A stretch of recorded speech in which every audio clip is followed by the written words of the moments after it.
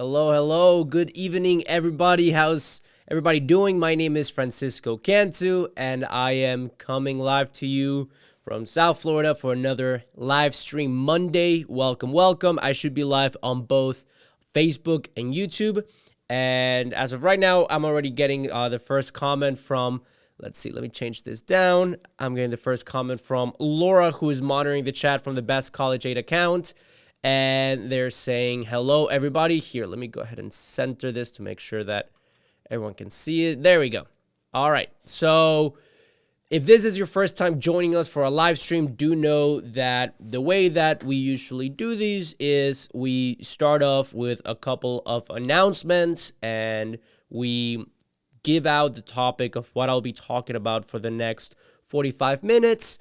And at the end of every presentation, I go ahead and finish up with a Q&A session where I share on the screen the same way that I just shared Laura's comments. So for example, right now, Laura commented on Facebook, hello, everyone. Thank you for joining. Additional, because I have the ability to share those comments, if you ask questions throughout the presentation, I will have the ability to share them on the screen for everyone to see. And as I mentioned, I will finish up the presentation with a Q&A session. So while I get ready to start the presentation, to get the ball rolling, I would love for you to let me know where you are watching us from and whether you are a parent or a student, okay? So what that does and what helps me about seeing who is watching this is that I can go ahead and give out examples that are relevant, that are pertinent to the audience. So for example, if I know that it's a bunch of parents from, Florida or parents from Texas or students from New York, then I'll know that, when I'm talking about, let's say, state scholarships, I would be talking about Florida Bright Futures. So if you're from New York, the New York Tuition Assistance Program. So again, letting me know where you are watching from and if you are a parent or a student will help me give out better examples. And also it boosts the live stream so that it can be recommended for more people and we can make this as interactive, dynamic as possible. All right. So that's a little bit about the logistics for the presentation. Again, I'm going to get started with some announcements. I'm going to do the presentation, then I'm going to finish up with a Q&A session. And in case you are wondering what we will be talking about, the topic of today's presentation will be on how to win scholarships for college. So we're going to be focusing on 2 types of scholarships out of the 4. So that's what I'm going to get started with when I go ahead and get started with the presentation. But before I get there, I want to make sure that you all know where you can follow us, where you can find us. And if you want to learn more information, I'm going to do some housekeeping announcements. So first of all, here are our social media handles, Best College 8 USA across the board, whether that's YouTube, Instagram, TikTok, or Facebook. And why I recommend that you follow us is not only does that obviously help us grow the channels, but we post different types of content on each of these platforms. So we know that, for example, on TikTok, the information that we give out is more bite-sized. It's on short video format, usually between 45 seconds to 3 minutes. And that usually resonates really well with the younger audience, with students. And it's usually the parents sending their students the TikToks because, maybe they know that they have a shorter attention span or they're already used to spending so much time on TikTok. So that's what you can expect to see on our TikTok account. And if you subscribe to us on YouTube, you can expect longer format videos or live streams like this one. And speaking of our live streams, I do want to let you all know that, that we are live every Monday at 7:15 p.m. on our YouTube and Facebook channels, as I am right now. So right now is 7:21, so we start at 7:15 Eastern time. And every Monday, I go ahead and hop on the live streams on YouTube and Facebook. And then tomorrow, I'll be live again at 7:15, but on our Instagram and TikTok accounts, okay? So I just wanted to get that out of the way in case you want to keep on joining us on our live streams, all right? And then the final announcements before I get started with the presentation on how to win scholarships for college is that if, let's say, I go through the presentation, you find it very valuable, you want to learn more, you want another piece of information beyond what you will see on our social media platforms, we do have a free presentation on the 6 strategies that helped our children or that help our students get accepted to college with scholarships. And these are the same strategies that my three siblings and I employed so that we could collectively get over $500,000 in scholarships combined. Again, I will be talking a lot about that throughout today's presentation, but for a more holistic approach or overview to our process, our methodology here at Best College Aid, I very much recommend that you check out that free presentation that we have on the below this video. There we go. Okay, so if you're watching us on YouTube right now, you can see that this is the video that you're watching. If you scroll down to the description and you click show more, you will see a link to register for our free presentation. That's me and Laura, who also is very present on our social media platforms in English. And you can click the button here to register for the free presentation. All right. So that's a resource that's available to all of you if you're interested in learning more beyond this video. Okay. So that's it for housekeeping and for announcements. So I'm going to go ahead and get started with the presentation. So let's get started.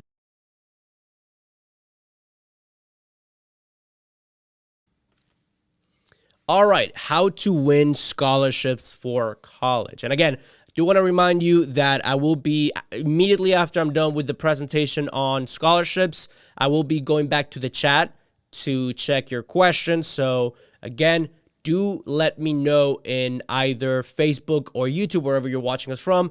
Let us know if you have any questions so that I can answer them at the Q&A portion. Again, if you want to let us know where you're watching from, or if you're a parent or a student, go ahead and let me know in the chat, all right? But back to the presentation, how to win scholarships for college. So first, I want to start with a big overview of what the different types of scholarships for college are.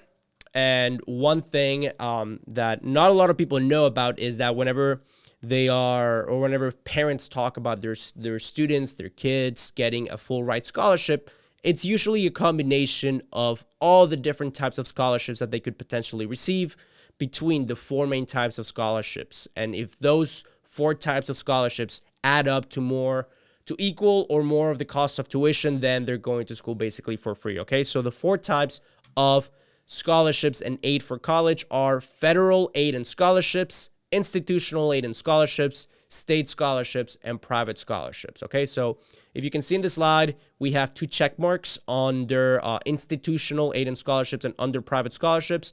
Why? Because that is what we will be focusing on today. Today, we're going to be focusing on institutional and private scholarships. So I do want to make sure that you all know that what we will be covering today, there's more to learn, and there's other two types of scholarships that are federal and that are state scholarships.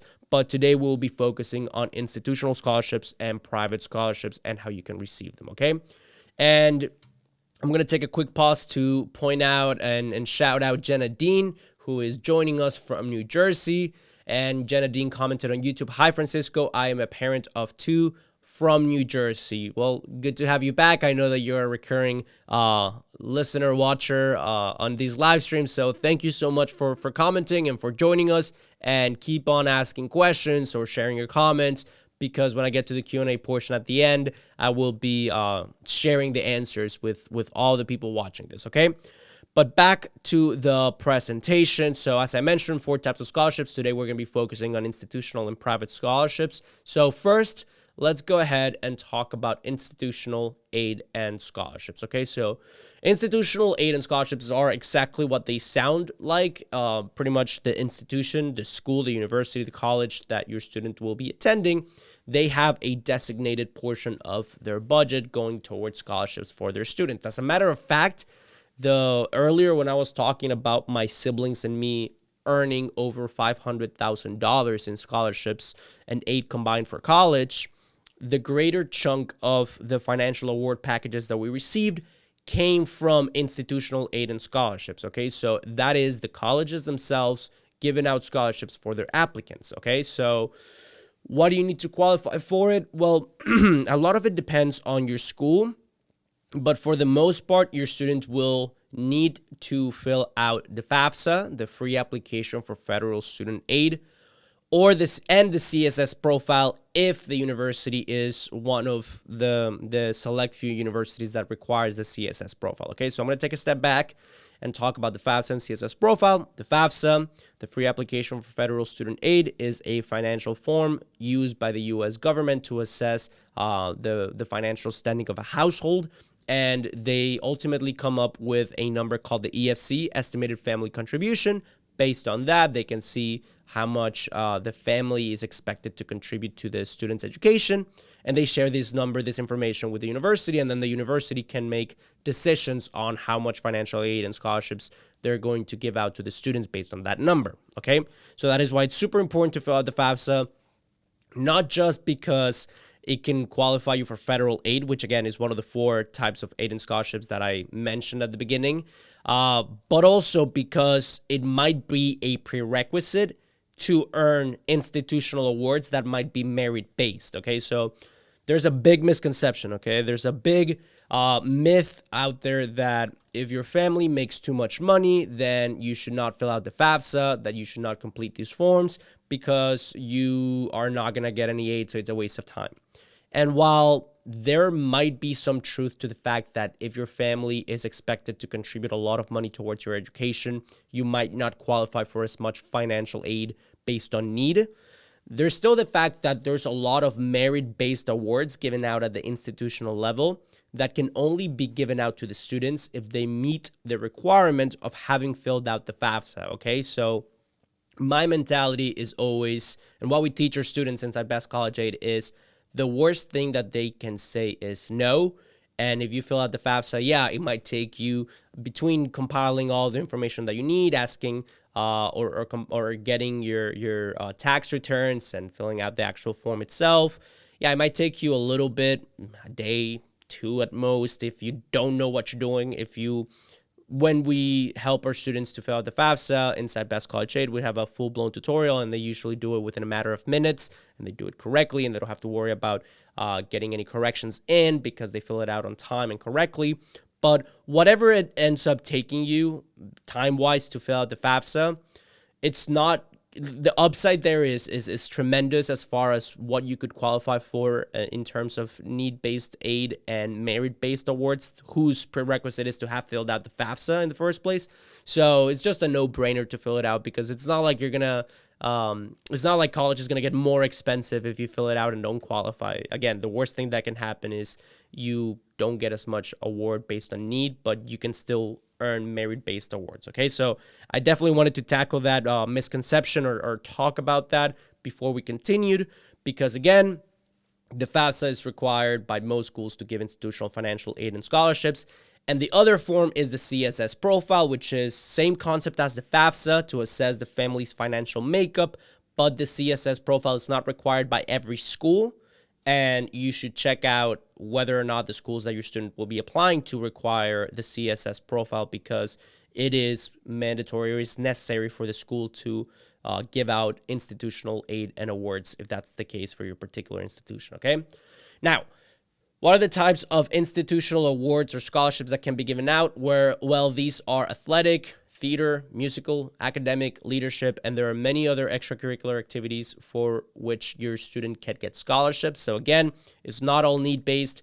There are a lot of scholarships that are based on merit if your student's going to be a student athlete in college, or if they're going to be participating in programs that help with a chunk of education, then you want to make them as qualified as possible to receive as much of these awards, okay? And it all starts with filling out the necessary financial aid forms. All right. And then the final thing that I wanted to cover here is to make sure that your student is making themselves eligible, not just through filling out the necessary documentation, but if they have a particular extracurricular activity that even if they don't think might directly translate to a merit-based award.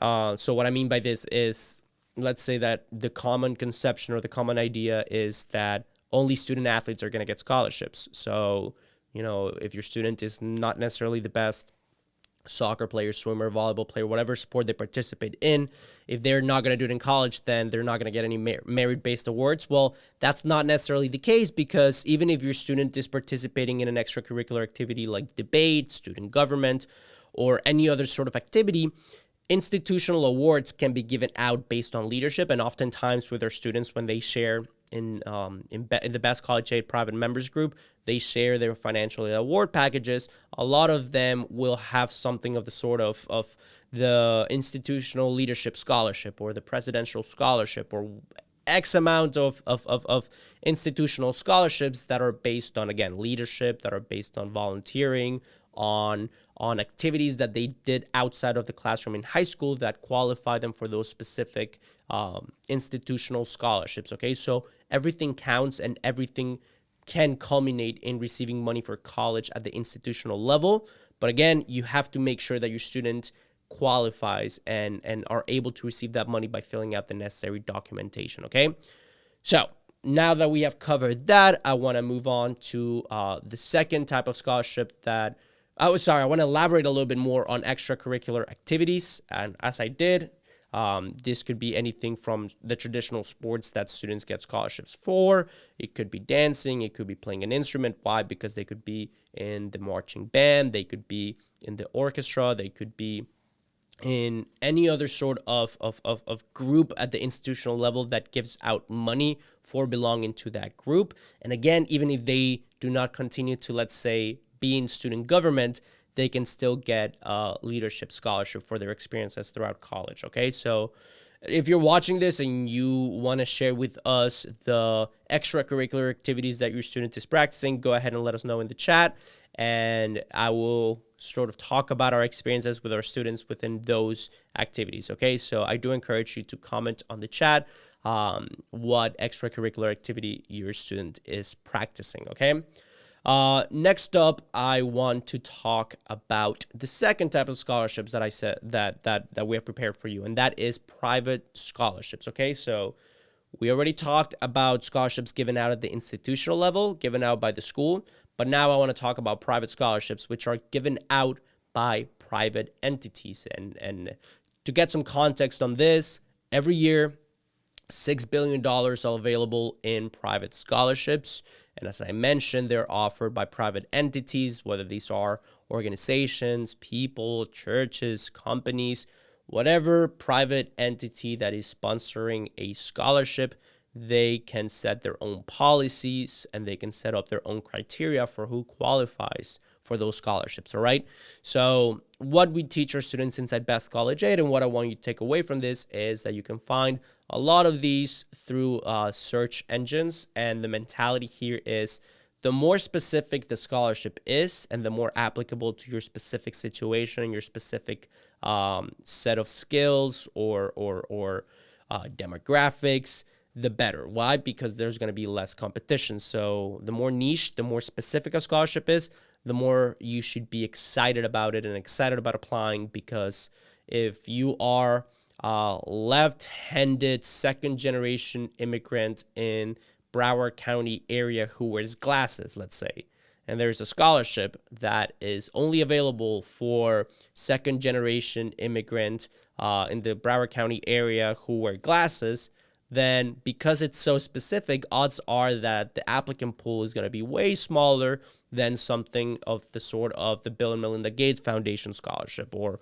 a Burger King scholarship. Okay, so a lot of people think that they should only be applying to the full ride scholarships, and while that is great, you can continue to do that. I'm not telling you not to do that, but what I am saying is that even if the scholarships that you find through these search engines are $500, $1,000, $2,000, if they are very specific to your set of skills or who you are, then the applicant pool will be less competitive and you are going to have greater odds of receiving those scholarships. And between a bunch of them, you could end up receiving $2, $3, $4, $5, $6, $7,000 per semester, and then all of a sudden you save yourself a loan, which that loan would otherwise compound throughout the years depending on the type of loan that you take out. So it is in your best interest to keep this in mind and to continue to apply to private scholarships. Okay, so here's another misconception. I want to take a pause because I think it's important to, whenever we are encountering, there's a lot of myths in the college application process. We talked about one earlier, that only if your family is in a lot of financial need, you will receive scholarships from filling out the FAFSA. That's a myth that we debunked because we talked about merit-based awards, whose prerequisite is to fill out the FAFSA. Another common myth that we get is that you can only apply to scholarships during your student's senior year of high school. And while in most cases there are more scholarships available to a student when they are a junior or a senior in high school, that does not mean that once they get to college, they don't have any other opportunities. Why? Because there are private scholarships that are specific for students who are in their first year of college, or a sophomore, a junior, or even a senior in college. Okay, so you should not stop looking, or your students should not stop looking for private scholarships once they graduate high school, because if they do that, they would be missing out on, again, $1,000 here, $2,000, $3,000, whatever amount of money they end up receiving from private scholarships. You want to make sure that they can get that quote unquote free money for their education and keep it under their belt as they go along, because as I said, that could save them from taking out a predatory loan with a high interest rate that is not subsidized. Okay, so if you can go ahead and get that out of the way by filling out an essay, or by, doing a video interview, or whatever the prerequisites is for the specific private scholarship that you're looking at, then it might be really worth your while. And another thing that I want to talk about with this topic is share some tips. I want to share with you some tips for winning private scholarships. So number one is to keep a checklist of the scholarships that you want to apply to, or that your student wants to apply to. Why? Because if you have them organized in a list that says, okay, this is the Comcast Leaders and Achievers Scholarship, and it has a due date of, to say whatever date, November 17, I'm making that up, and it is a $1,000 or a $2,000 scholarship. Well, simply by writing it down, you know when you should have that application finished by. You can have a section in your checklist where you put the prerequisites for it, or what you have to complete for it. And that's half the battle, because once you know what you have to do, then you just go ahead and do it, instead of having all these scholarships just exist in a vacuum and never getting around to actually applying for them. Okay, so the first tip is to just get very organized with all of the potential scholarships that you'll be applying to and what the dates are. And in order to do this, you're going to need to use a search engine. And I'm going to talk a little bit more about our favorite search engines in a later slide. But certainly by using those search engines and having a checklist, then you can translate all the information that you find using these search engines into an Excel spreadsheet or a Google sheet. And all of a sudden you have a roadmap as to what you should be doing each week, each month of your students' senior year of high school, freshman year of college, whatever it is, whatever step of the process or the road they're in. They'll know when they should have all these applications submitted and it keeps them organized and accountable. And another thing, and another tip for private scholarships is to invest a few hours per week researching scholarships. Why? Because they're very dynamic in terms of when they get posted. A lot of these companies have their own sort of roadmap as to when the scholarships go live, when they get publicized, when the dates will go live, when they'll be due. So if you're looking for private scholarships using one of the search engines that I'll be talking about in the next slide, and all of a sudden you see that there's nothing that's applicable to your situation, you might check back in with the same search criteria a week later, and you're going to find 3, 4, 5, whatever scholarships that are available to you. Okay, so investing a few hours per week, sort of like almost religiously, having it as part of your routine, it's an excellent way to make sure you don't miss out on the $6 billion that are offered in private scholarships that I was talking about earlier, okay? And then the final tip, or the final thing that I want you all to know about private scholarships, is that there are some scams out there. There are some scholarships, quote unquote, that will say, oh, we need a 15, 20, 50, 100, $200 deposit for you to apply for these scholarships. So a general rule of thumb, or something that usually works really well, is any sort of scholarship that is asking you to deposit or to invest any money in order to apply to, you should kind of have the alarm be triggered in your mind to watch out for a scam. Okay, so in most cases that's the case. Okay, so unless a very reputable and even then, even if it's a very reputable company, it might not be a scholarship. If it's an internship or an experience that you have to pay for, I would stay away from that, and I would just focus on the scholarships that are free to apply to, that have a somewhat rigorous or somewhat comprehensive process in terms of filling out an application, doing some interviews, because the last thing you want to do is pay $50 for a scholarship that doesn't exist because you think that you're going to get a full ride and you're out of that money. Okay, so watch out for scams in that regard. And the quickest way to find out if something is a scam or not, or the biggest indicator, would be if they ask you for any money in order to apply. Okay, now, as I promised, here are so scholarship checklist inside Best College Aid. If you are one of our Best College Aid members who's watching this live stream, do know that inside the student section, we have a scholarship checklist. Everything that I talked about in terms of keeping track of the application deadlines, keeping track of the name of the scholarship, when it should be filled out, when it goes live, the percentage of the application that you have completed.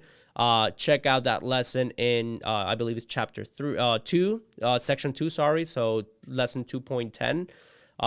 Check it out. You can download that application checklist. It's a downloadable Excel file. And also another thing that I want to share, if you're not a Best College Aid member, you can simply just go on Excel or Google Sheets and you can make your own. It's really not that difficult, but the bottom line is to be organized. And as promised, another thing that I want to share with you all in regards to private scholarships are some search engines that we recommend to our members. And that is, number one, FastWeb, scholarships.com, Chegg, CAPEX, and the College Board website. Okay, so those are 5 of many scholarship search engines that we recommend. And another thing or another resource that we think is very valuable in terms of finding scholarships is going directly to the guidance counselor or the college advisor at your high school and asking if they have a list of local scholarships available for students in your specific grade and your specific situation. Why? Because yes, these national search engines that I just shared with you are very helpful, because you can put in your criteria, you can put in your GPA, what you want to study, your grade, your demographic information, and see what scholarships you could qualify to. And that's great. And again, I just recommend that you do that. But the benefit of going directly to your guidance counselor and asking for a list is that, number one, odds are that those scholarships are already vetted, so you don't have to worry about any scams or about scholarships that might not be worth your while, because your guidance counselor has been recommending them year to year, because they usually go to someone in your high school or they have a history with working with those entities that give out those scholarships. So the vetting process has already been done for you. Number two is they might know of scholarships that might not be out to the public. So scholarships that might be at the county level or at the district level that are only accessed through guidance counselor at your high school. Those scholarships would only be found if you ask them, or if you ask your guidance counselor for a list, or if the guidance counselor proactively shares it with the student population in your high school, which again, unfortunately, because there's a lack of resources, sometimes guidance counselors don't have the resources to share all this information with students. So you want to be that student that goes out of their way, or you want your son or daughter to go out of their way to ask the guidance counselor at their high school if they have a specific list of opportunities available to students, because if they're the only one doing so, then that means that there might be a list of 15 scholarships that might be given out to students in the county or the district or the school itself that nobody else is getting. Okay, so be proactive about that, because same as with filling out the FAFSA, the worst case scenario is no, and you just have to find other opportunities through through different sources of scholarships and aid. Okay, so the upside there is massive. So add it to the, again, search engines that I already shared. If you want to take a screenshot, or if you want to write them down, I would recommend a sixth one, which is going directly to your guidance counselor at your high school and asking if they know of any local scholarship opportunities for college. Okay, so before I get to the Q&A portion of the presentation, I hope that you got a lot of value from the presentation that I just gave out. Again, it was on how to win scholarships for college. Now, let's say you came in late, you didn't watch the whole presentation. Do know that these presentations are they're recorded and they're posted on both our YouTube page and our Facebook page. So if you go to our social media platforms, Best College Aid USA on YouTube and Best College Aid USA on Facebook, you're going to find a recording of this. You can get all the information. And another thing that I want you to know about is that we also have a free presentation on the 6 steps to go to college with scholarships. So right now, if you're watching us on YouTube here, if you go down to the description of the live stream that you're watching me on, and you click this link of the free training, you're going to be able to register for our presentation on the 6 steps to go to college with scholarships. You just put your name, email, and then you register, and you should be good to go. Again, this presentation is completely free. And what this presentation does, I wrote it, I recorded it, David and Laura helped me edit it, and it's a great value-packed presentation that is as long, if not shorter, than the live stream that you just watched. But what I do here is I have the tools, and because it was pre-written, I go over the whole college application journey and process in a more holistic way. So it is very, very insightful. Go ahead and watch that. Again, that is if you watch this live stream, you got a lot of value, you enjoyed, for example, the search engine tools that I shared, or the strategies that I talked about with making the checklist, or prior to that, talking about institutional awards and scholarships. If you want to learn more, go ahead and check out that presentation that is below this YouTube video, or if you're watching on Facebook, it's on the video description. And that is the last reminder that I wanted to share with you all.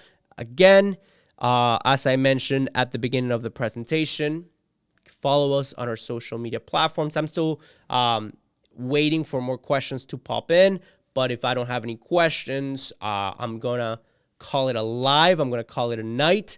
But I do want to let you all know that we do these live streams every single week. So Mondays, I go live at 7:15 p.m. on YouTube and Facebook. And then tomorrow, I'll be live on Instagram and TikTok at 7:15 on the Best College Aid USA accounts. And again, if you got value and you want to learn more, check out that free presentation, the link in bio, or you can just follow us on our social media. Regardless of what you do, I'll still be back here next week to prepare more presentations and more live streams and answer more questions if you ask them. So with that being said, I'm Francisco Cantu. Thank you so much for watching this and being with me for the last 45 minutes. And I hope you all have a wonderful rest of your night. Bye-bye, y'all.